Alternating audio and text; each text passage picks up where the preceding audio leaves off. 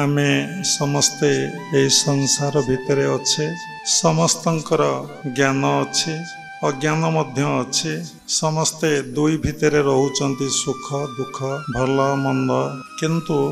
आमको जना नहीं जे आम जीवनर लक्ष्यटा कौन आमे कौन पाई ए धरा पृष्ठ को आसीचे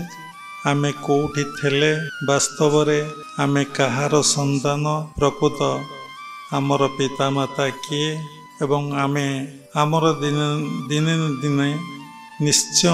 मृत्यु हब एतरे संदेह नहीं। जन्म जेभली सत्य मृत्यु मध्य से भली सत्य मृत्यु परे आमर गति कुआडे आमे कुआडे जीवा जे निजको चिन्ही नहीं बा जानी पारु नहीं निजको अनुभव करि पारु नहीं मु किए केउटी थेली केउठाकू जीवी जेते ज्ञान लाभ कले मध्य तांको भितरे अज्ञानता ही रही जाइछि।